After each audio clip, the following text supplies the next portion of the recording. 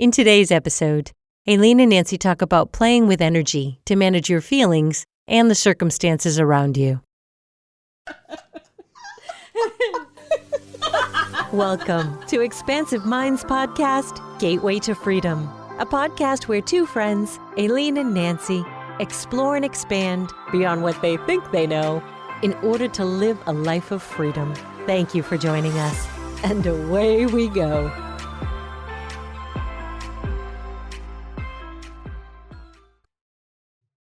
All right. Good morning. Good morning. I'm laughing already just looking at you, so it's going to be a good one. Giggle.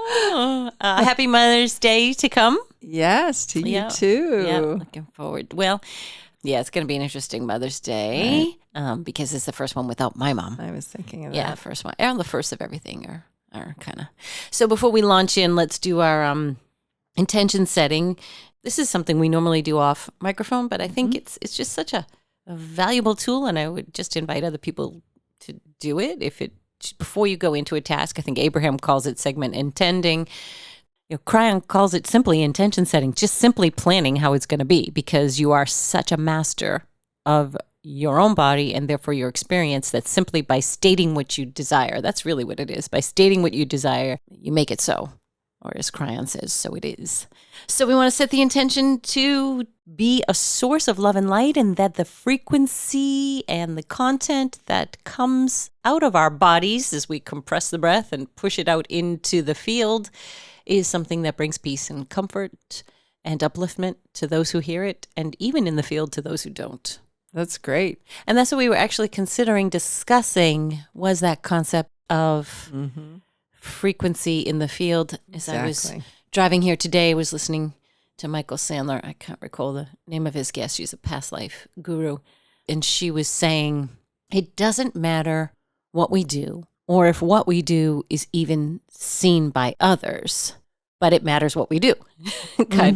Exactly. It's about the frequency that you have at that moment and then pushing it out. Not even pushing it out, it radiates out. That's right. There's a wonderful movie called Kitchen Stories. I haven't heard that one. Yeah, it's a foreign film. It's been around for a long time. And I used to show it to my coming of age groups because I wanted them to know exactly what we're saying, is that nothing is independent of anybody else, that everything we do affects the world around us. So I don't want to give away too much of this movie. Oh, I'm going to find it now. Yeah, it's called Kitchen Stories. It's wonderful. And I think anyone who has a chance to watch it, it speaks to exactly what we're saying, is that we might perceive in our day that we don't have an impact if we're, quote unquote, minding our own business, but we're part of the collective. We impact everything. I went to a sound workshop, and the woman, amazing, beautiful, majestic, graceful woman, the first thing she said to us was, "You manipulate everything." And I took offense to that. Yeah, that could be a tricky word. I took offense to it at first. And I thought, I'm not that kind of person that manipulates anything. Yeah. And I thought, she's not talking to me. But she was absolutely right in this positive way, this ownership of power, which is we do. If you think about it, it's just the physics of it. We manipulate everything. Manipulate just means change it. And so to be or purposeful. Massage it, maybe. Like Abraham says, you mold the clay kind of thing. Maybe. Right, to take it to that next level. But to really own that, when I walk into a room, I am manipulating the energy in the room. And I think part of me, like I said, at first was like, that word was strange. And then when I understood why she used it, I realized how important it was, because it's a very powerful concept and a truthful concept to own. So her suggestion was that walking into a room, when we walk into a space, as soon as you walk in, and I loved this, she says, you're going to manipulate the room anyway. You're manipulating it. Why not be intentional about it? So she talked about looking up and down the walls, come up with a color, a vibration, and just roll it, paint it on every single wall before you even walk in. So as you're coming in the threshold, she said, actively manipulate the space, because again, you're manipulating it. And she's right. Your energy, my energy, that's quantum physics. That's observer effect. So her exercise was visualizing you putting color on Could the be walls. color, vibration, and that whatever it what looks color like. is it? Sound. I mean, Yeah. yeah. Just a wave to make it A very more wave. tangible, right? Yeah. And to say, oh, so it could be, a pink glittery color, whatever feels, cheerful and joyful. Yeah. And then just put it all over the walls before we go in. And it's true that creates a space and begins an energy vibration that other people can feel. Nice.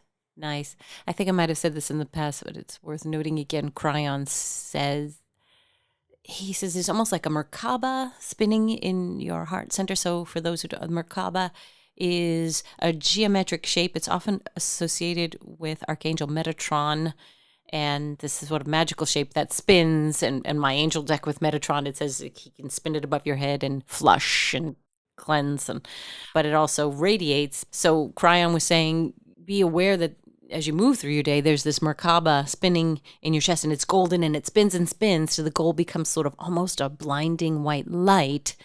And when you encounter in proximity, right, because what is your heart field? Scientists have measured your heart field. It goes out 8 meters, is it? Something like 8 meters. So when you come in that physical proximity with another human being, your mission with your energy and is mushing with this person's energy. And if you're aware of your Merkaba spinning and burning and pushing out this, radiating this wonderful light, no darkness is going to come in. But if that person has a brighter light than you get the advantage of that. Like, you kind of can't get it wrong. Mm-hmm. Right? And that was also to his point of, we are in the place now where there's no need to smudge or cleanse or protect. It's simply shining your light brighter. So you don't have to fight the darkness. You just shine the light. Exactly. But your physical body is just this radiating ball. And be aware of that, particularly when you come into the physical proximity of other people, because we are these 4D people, and physical proximity is a thing in this dimension. Mm-hmm. So, but we can do it remotely. Absolutely. They're just waves. They're just waves of energy, and there's different levels. So there's the earth, the physical proximity, the heart chakra. Then there's the waves, the remote connections. There's the collective. Mm-hmm. And then there's, of course, our parallel and past lives that are simultaneously occurring. Oh my! And dimensions. So the easy answer is just keep raising your vibration and don't worry about it. You know? It's just keep raising it. And to create mantras, perhaps, or intentions, as you started today with, one of the things that I would say in the morning was, may I be of service in a way that's of the highest good for all. And I wanted to remind myself that it wasn't my human ego that knew what was of the highest good. Yes. Right. And also, as we say at the end of our show, more to be revealed, because when we become stagnant and get really attached to, well, I know the best thing for this person. Like, really? Like, in this moment, that might be a nice thing, but perhaps that really isn't the best for them 2 days from now. Yeah. Or as their journey or evolution occurs. So instead of setting the intention for an outcome for them, you set the intention for their joy, however the outcome. Or just may I be of service in a way that's of the highest good for all. Yep.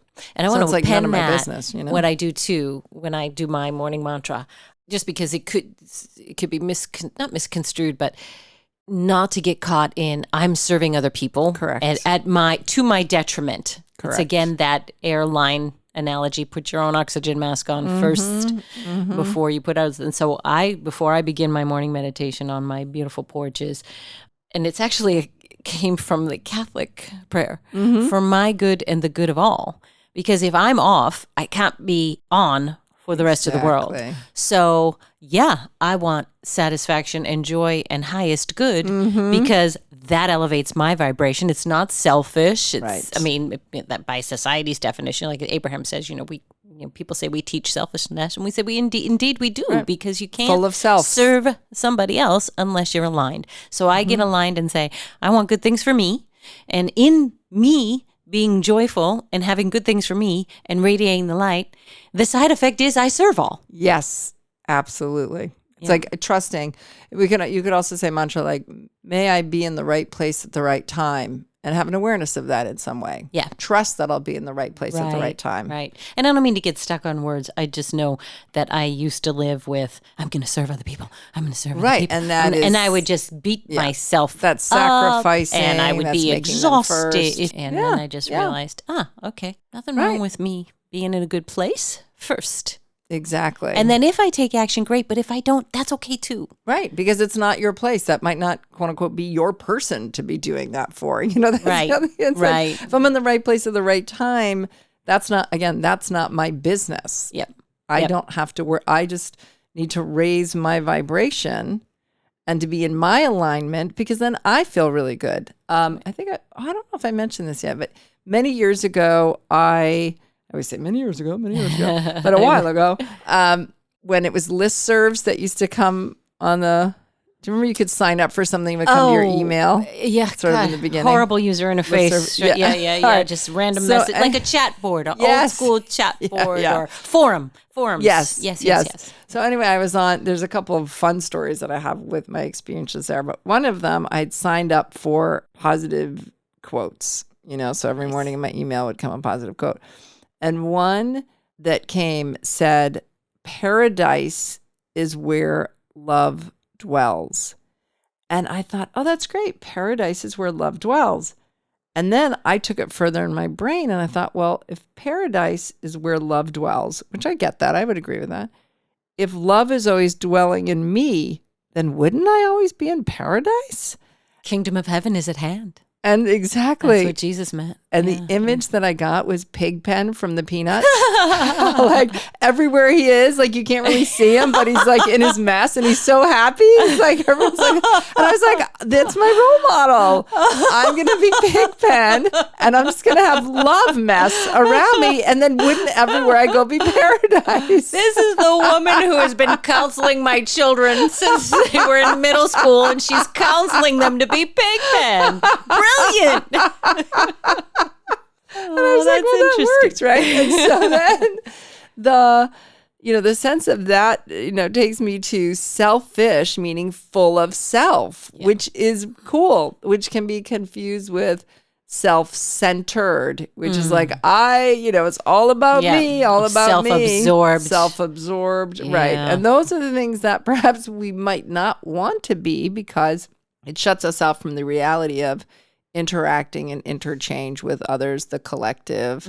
It can be a very heady human ego position to be in. And it doesn't mean that you have to help other people, like with your actions. It just simply means, I love how you're saying the interaction is not going to burst forth in the manner in which you kind of really intended when you came here. Right. So to be full of self is to be full of, and in my case, paradise is where love dwells. So again, therefore, if I'm dwelling always in my own love and the high vibration, unconditional love, then I'll always be in paradise. And then if we go back to manipulating the space, I will be bringing paradise everywhere I go. And then people around me have the option to be triggered into remembering and creating their own paradise around them. Or not.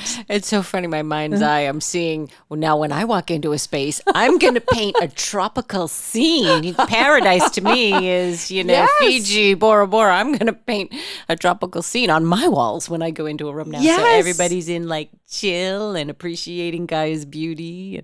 Exactly. Thank you. That's my new tool in my belt. That's what I go through the day, and I feel like I collect little tools to put in my tool belt. That's cool. Right. And we all know what it feels like to go in a space where people have been arguing, even if they're not arguing. So that line, that phrase, oh, the tension was so thick you can cut it with a knife. Well, they've manipulated that space with their energy of tension, anger, disconnect with each other. And so, we walk in and we're like, what just happened in this room? Yeah, you can feel it. And now then, to further enunciate the point I made earlier, what Cryon says is, so just shine your macabre brighter. Yes. When you go, just be more aware of that heart center and how it radiates out that 8 meters, 360, whatever. All the more reason. Yeah. Exactly. And this came up the other day with a client. we were talking about relationships and one's to be in and one's not to be in, and love and your vibration, right? So this is how I explain unconditional love. It's what we're saying. Unconditional love just means that we allow the vibration of love to flow through us. We allow ourselves to be in paradise in every moment. We allow the alignment. We choose it. We intend it, no matter who or what is around us. And so what I say to people is, I say, you can love a shark. You can look in the ocean and say, I love you, sharks. I don't want anything bad to happen to you. I want you to have a good, nice life. And I don't need to swim with you. I don't need to get into the water with you.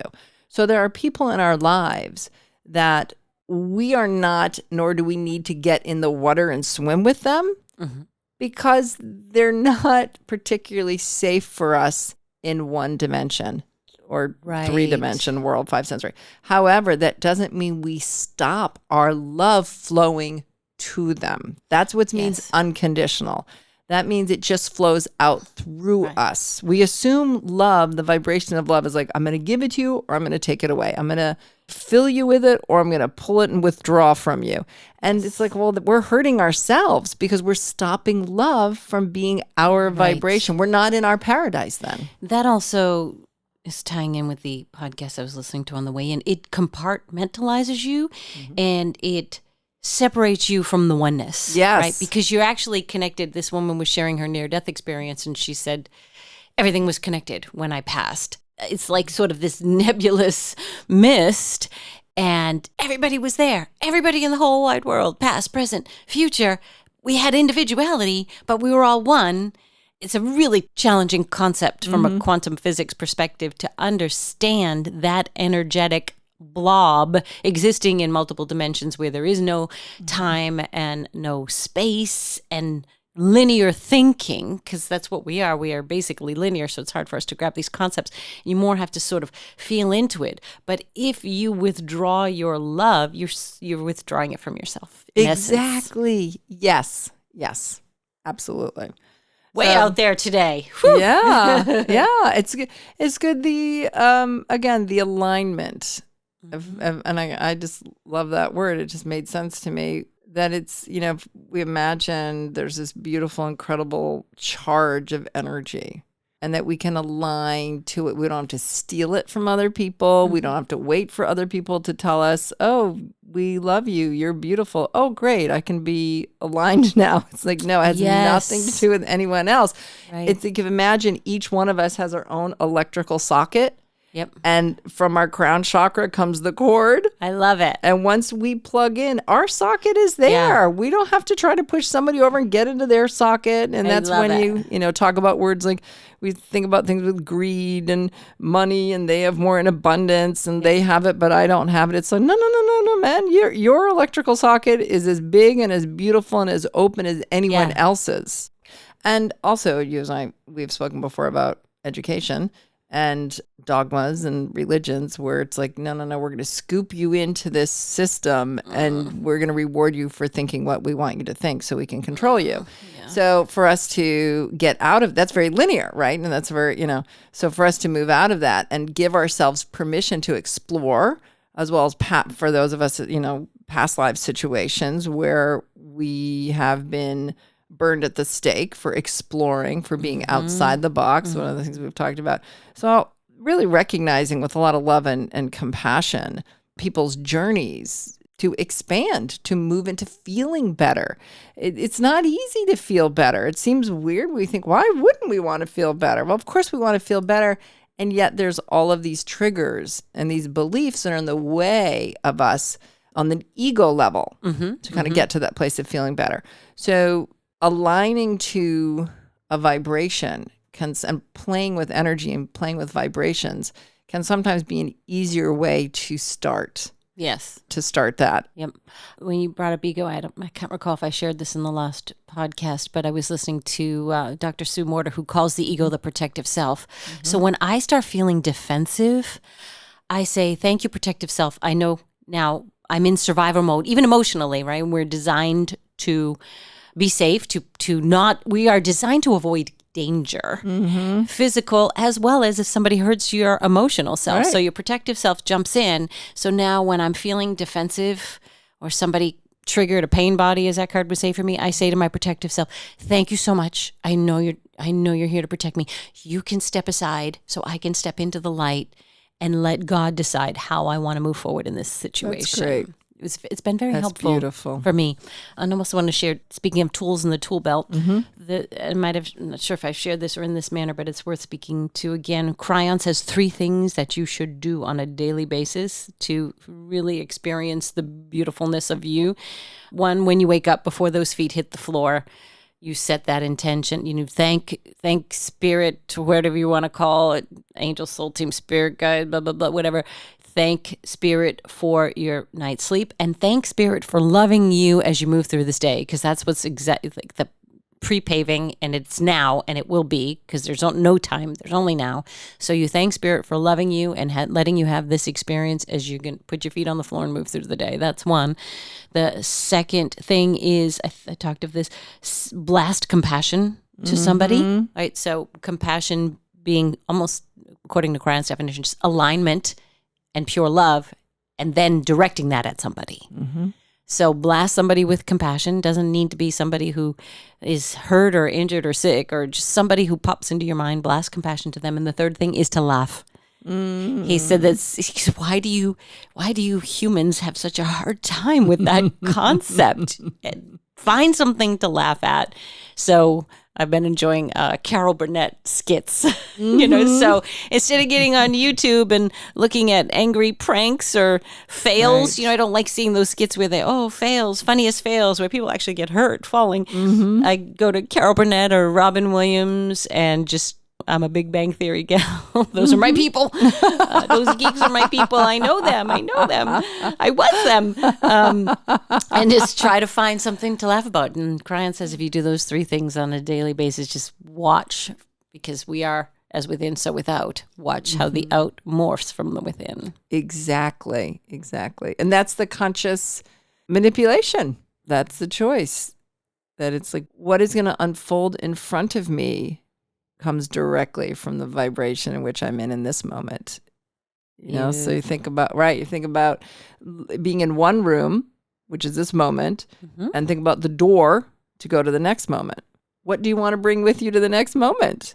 Right. So it's like, and then the next moment is the next doorway, and then the next doorway, and the next doorway. It's like, I want to have this high vibration of love. So when I go into the next moment, everything in that room blossoms from that love. Right. And then it spirals, and then more, and then more, and then more. Snowball, yeah. Right.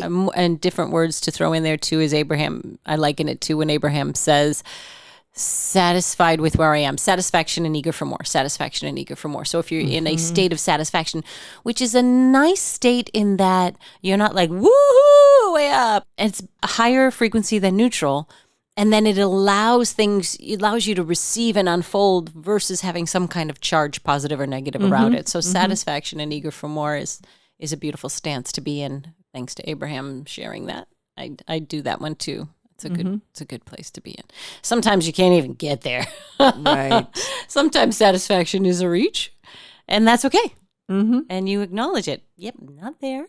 But I know I have been there, and I can get there again. And props to me for realizing I'm not there. Exactly. And again, it's not about the outside external things that are happening, because if we look at those, our brain will be like, oh, but this is terrible or this is bad. So when we talk about satisfaction or any vibration, we can borrow it. We can remember it through watching a movie. We can remember it through being, you and I have talked about being Italian.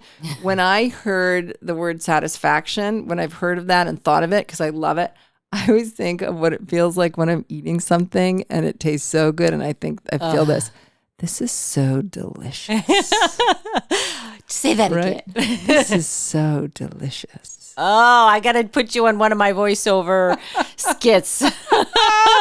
So to me, that's fabulous. If I'm looking for satisfaction, if I feel that I want to align to that, because maybe the outside world is tricking my brain, and I'm like, oh, this is yucky, or I'm going up or down. I just think, oh, this is so delicious. Yeah. And then that raises the vibration in my body. Right. Because it's so visceral for me when something's really delicious. Like, I taste it on my tongue, my Yeah. stomach, like my whole body experiences Yeah. the deliciousness of it. Yeah. That to me is My mouth is satisfaction. watering now. I'm thinking of this big bowl of homemade spaghetti with chunks of tomato gravy all over it. Now you got my mouth salivating. Yes. It's gonna be a wet rest of this podcast. So we're not left on our own, right? Because the other thing is like, how can we conjure up a vibration that we don't know? So, let's say we came from a kind of abusive, family.